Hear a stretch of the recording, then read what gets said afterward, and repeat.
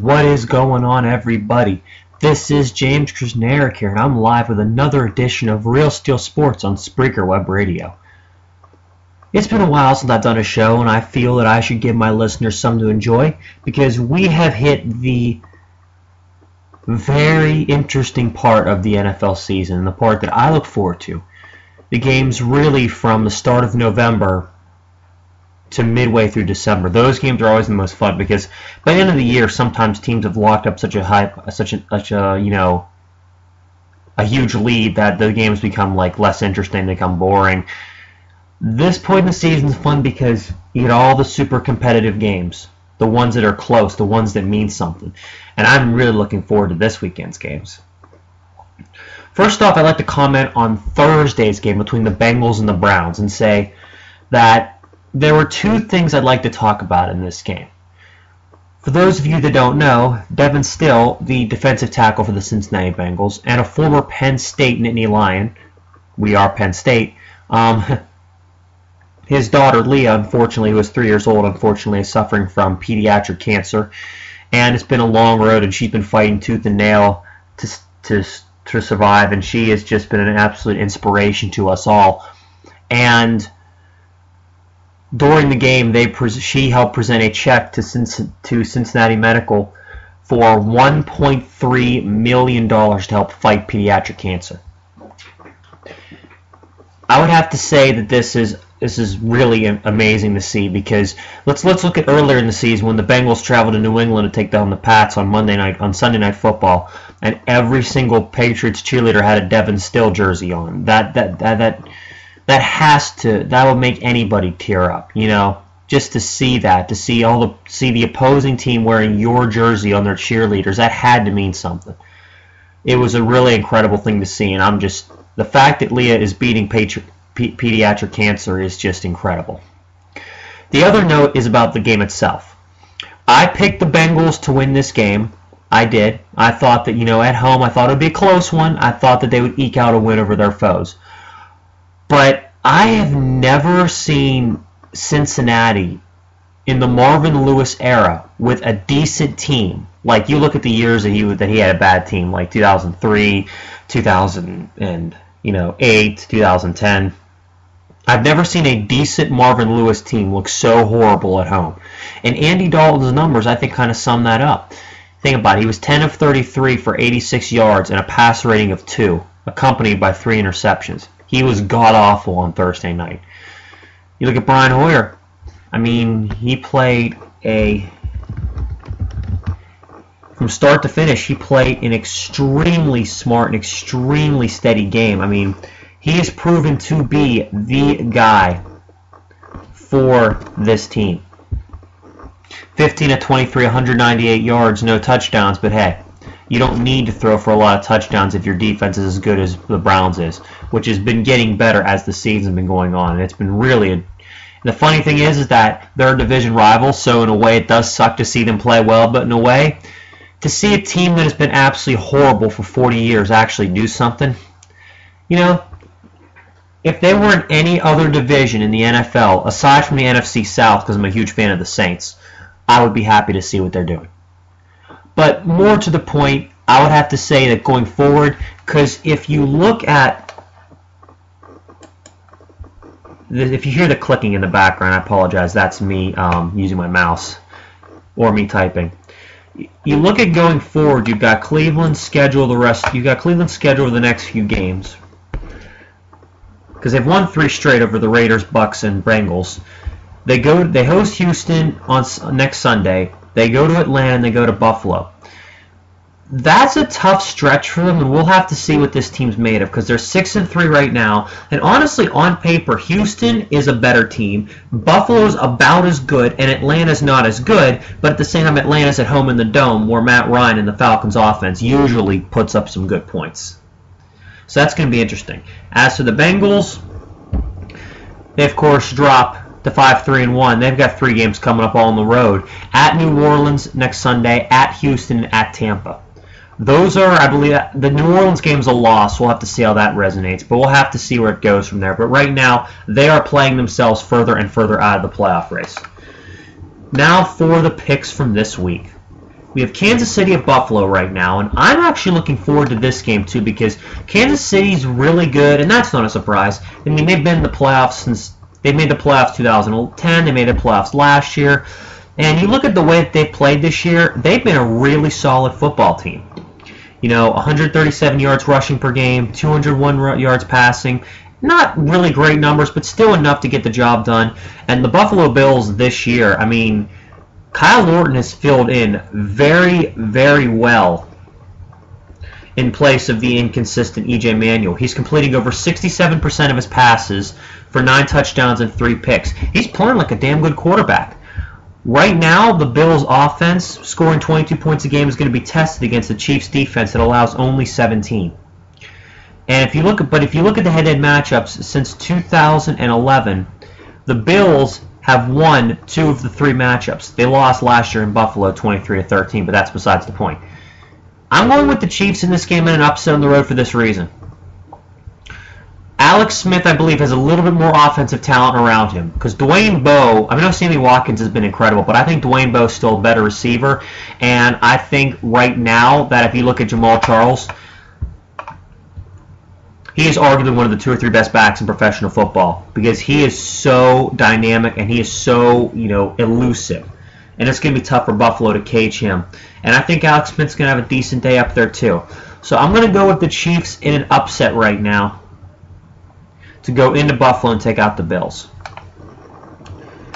The next game we will see will feature the Miami Dolphins and the Detroit Lions in the Motor City in one of the other games I'm really looking forward to this weekend because you've got 2 teams in the Dolphins and the Lions that are allowing both under 19 points a game. Dolphins at 18.9, Lions at 15.8. If you look at the way that this Detroit Lions team has played this year on defense, they've been really consistent at the point of attack. They have been getting after the quarterback extremely well. I mean, you look at their defense allowing 15.8 points per game. Really impressive.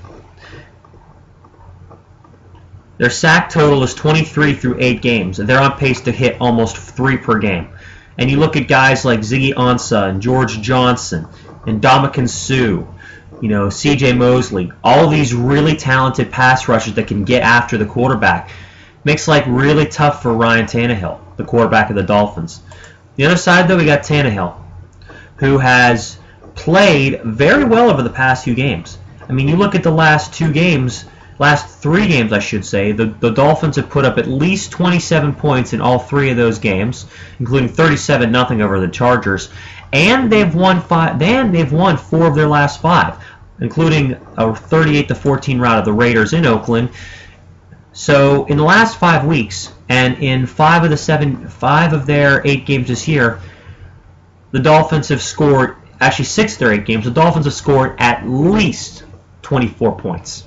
Very consistent offensive production. Tannehill's been playing well, completing over 63% of his passes for 14 touchdowns and 6 picks. Pretty decent numbers by any stretch of the imagination. And looking at it right now, the Dolphins' pass rush is actually more formidable than the Lions, with 25 sacks through 8 games. Right now, though, the way this is going, this looks like a game when Calvin Johnson comes back to the lineup.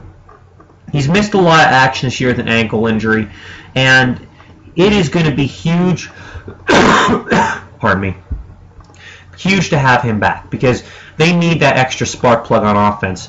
I know Reggie Bush and Golden Tate have played very well this year to kind of pick up the pace from Johnson being there, but I got to go with Detroit right now because he's projected to play this week, and in the Motor City, I give Detroit a big edge.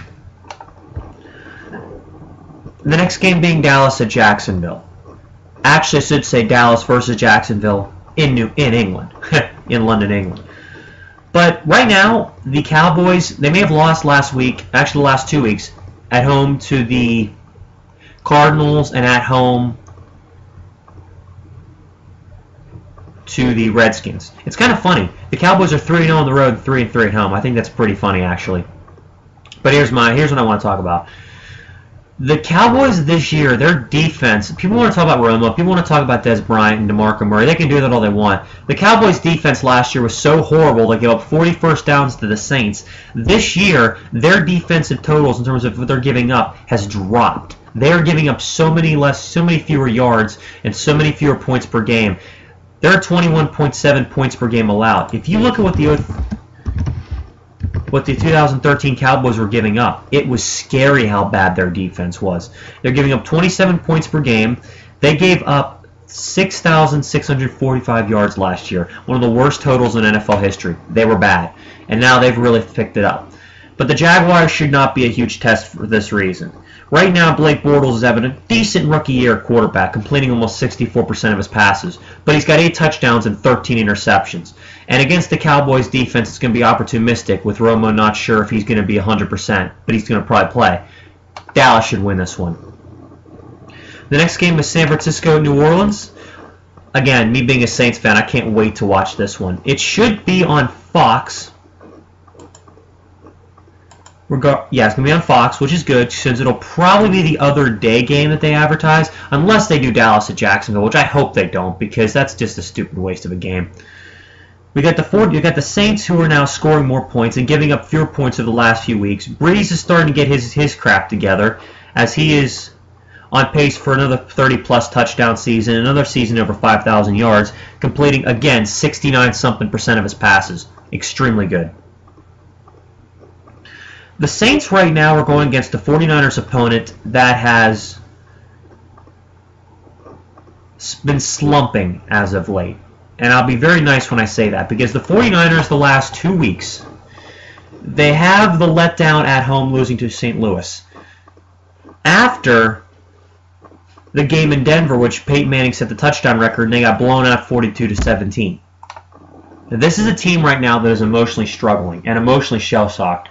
And honestly, if you're emotionally shell-shocked and you're going into New Orleans to play Drew Brees and the Saints, yeah, you're going to need all the luck you can.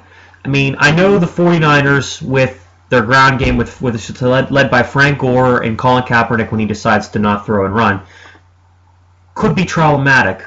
But the Saints over the last few weeks have actually played very good defense. The last 2 games, they've given up a total of 33 points to Cam Newton's Panthers and Aaron Rodgers' Packers. And if they continue to have great offensive production, they've got a chance to win this division. They're already leading it. They just got to limit their opposite passing yards, which is 27th total. But that's not a huge deal, because Colin Kaepernick does usually struggle on the road in big games. So I'm going to give the edge to the Saints at home, because I looked at them to win their 3rd straight game, improve to 5-4, and further increase their NFC South lead. The next game is Tennessee at Baltimore. This game should not be a tough one to call, because looking at the way that it's going for Baltimore, yes, I know they've lost 3 straight to the Colts, to the Bengals, and to be swept by them, and also at Pittsburgh to the Steelers. But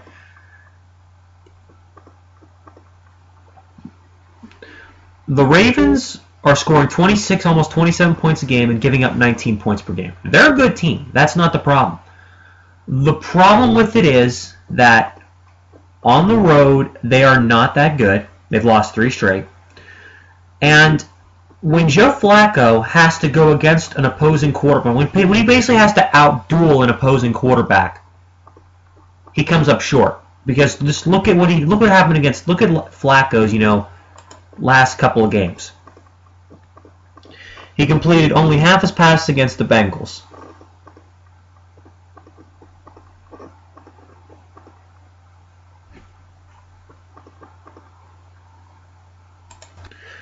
He completed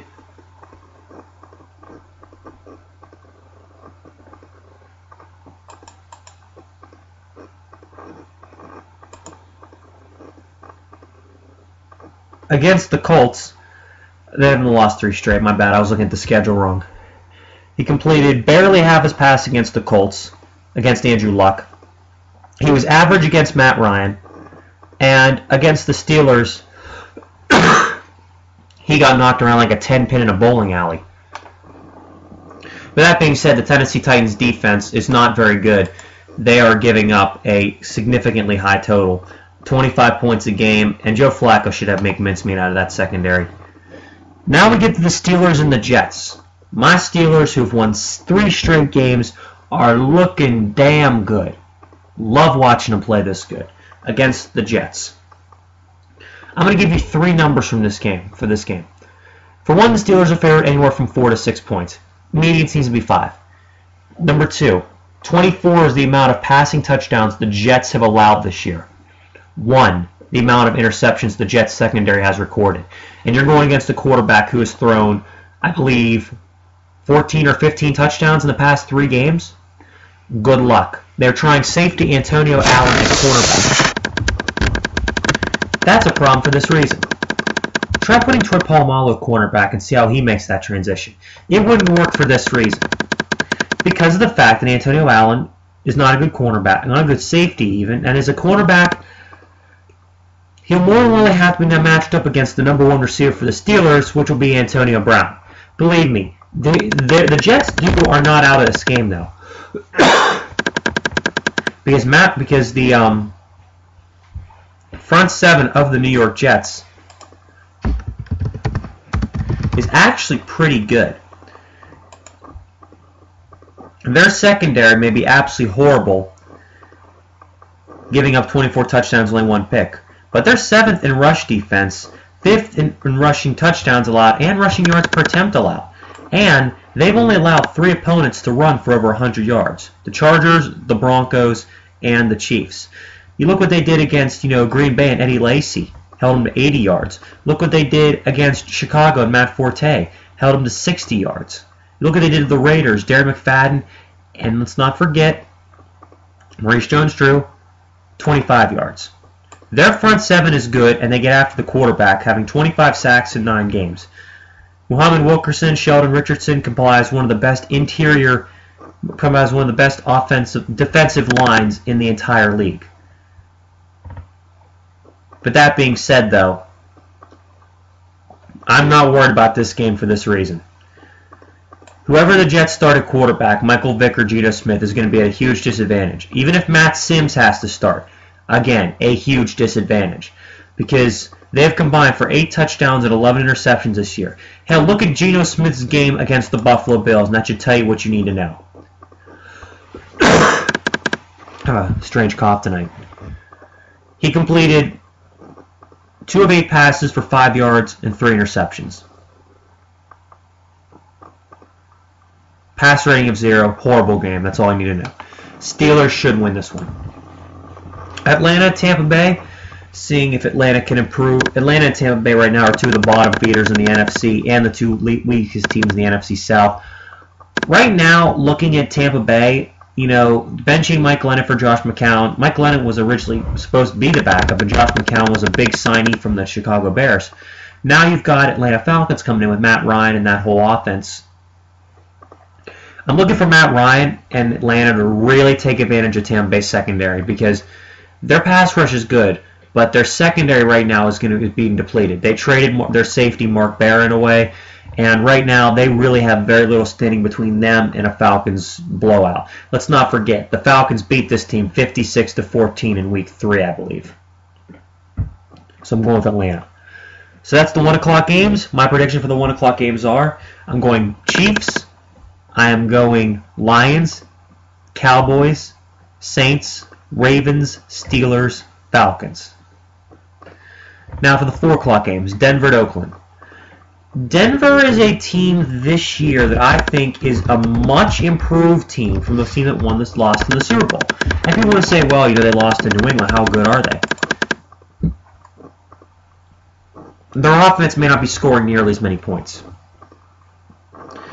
But their defense and their pass rush, which has 24 sacks and is highlighted by DeMarcus Ware and Von Miller on one defensive unit. Let's look at the list of defensive players this team has. Aqib Talib, Pro Bowler. T.J. Ward, Pro Bowler. Von Miller, All-Pro. Chris Harris, probably going to be a Pro Bowler. DeMarcus Ware, All-Pro. This defense is just loaded from top to bottom. Right now, the way that they're playing, their offense is obviously what's going to be getting the spotlight, with Peyton Manning and with Demaryius Thomas and that great bunch. But let me tell you something. That defense is just as fearsome. You look what they've done this year. They've held 5 straight opponents to under 67 yards rushing, and Tom Brady was the first quarterback to really have his way with this team this year. Meanwhile, the Oakland Raiders are currently 0-8, 26 in defensive points, 31st in offensive points. Derek Carr, bless his heart, is having a really good rookie year. 11 touchdowns, 7 picks, almost 61% completion percentage. He has no chance in this game. Broncos are going to roll. St. Louis at Arizona. A really good game because here's why. St. Louis in their pass rush, Arizona in their pass rush. You look at St. Louis playing a quarterback that is in Austin Davis's, young and experienced, and he's playing very well this year. People aren't really taking into account the fact that he doesn't have a great group of weapons around him. And yet, looking at the guy's year, 11 touchdowns, 7 interceptions, completing almost 65% of his passes. The guy's been good. He has been. He's beaten the 49ers, and he's beaten the Seahawks. However, the Rams' pass rush didn't exactly come alive until last week against the 49ers, who registered 8 sacks, 6 they had all season prior to that. Looking at it from this point of view, I look at Arizona and think they got a good edge. They should probably win this game by 4 or 5 points. But here's the point. This is going to be a better game than people think because they think, oh, Arizona's 7-1. They're just going to roll St. Louis and improve to 8-1. I don't necessarily agree with that. I don't think they're going to necessarily roll them. I think they'll win, but here's the point. I think St. Louis has the kind of team that can keep Arizona tight, locked down, and really can make them work hard for a victory. So I'm going to go with Arizona, but in a close one. For the final 4 o'clock game, we've got the Giants at the Seahawks. I will say this. If the Giants still had wide receiver Victor Cruz, if he wasn't injured, I might pick Seattle maybe to not win by as many points.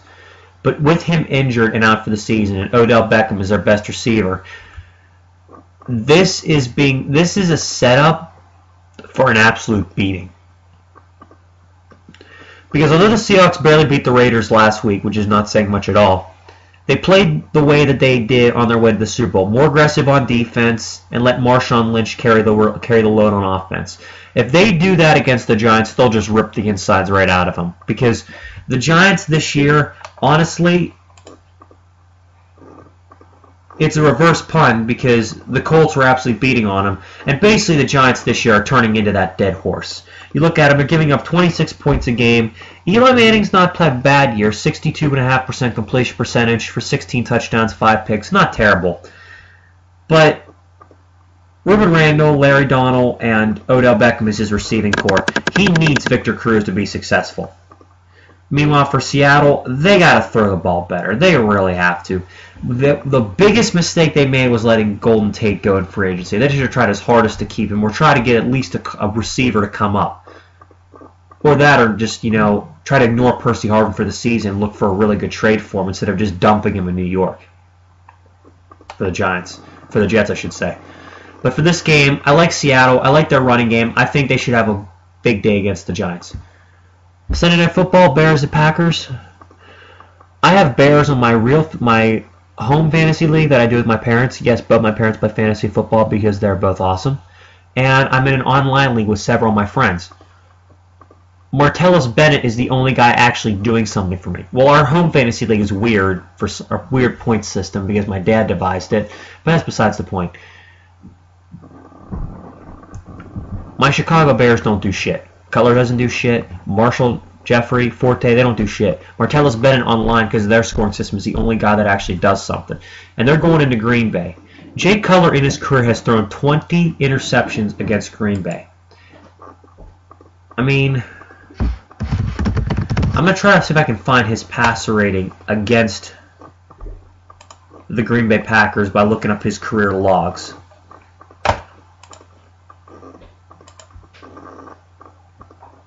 And this should include regular season, too.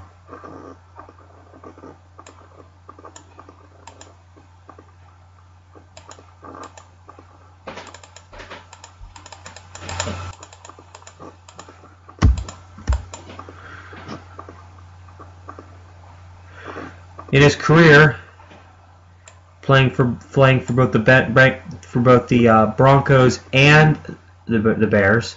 He is 1-9 against the Packers. 1-9. He's been abysmal against them. And if you look at it, he's had some really horrible games. Right now, I look at it this way. Packers at home, Eddie Lacy running the football against a Chicago Bears team that is 29th in points allowed, 23rd in passing defense, 22nd in yardage defense. The Green Bay Packers with Aaron Rodgers are going to roll. And for Monday night, I don't think the Philadelphia Eagles season is lost without Nick Foles. I think back Mark Sanchez might actually not be a bad solution. And as much as I ragged on him, as much as I, made fun of him when he was with the Jets, I'm starting to think now that might not have all been him. I think a lot of it might have had something to do with the fact the Jets were just really that bad of a team. Because of the fact that, 1 year they go from having, Braylon Edwards and Santonio Holmes and Dustin Keller turning to Jeremy Curley and Eric Decker. Like, how fair is that to your quarterback?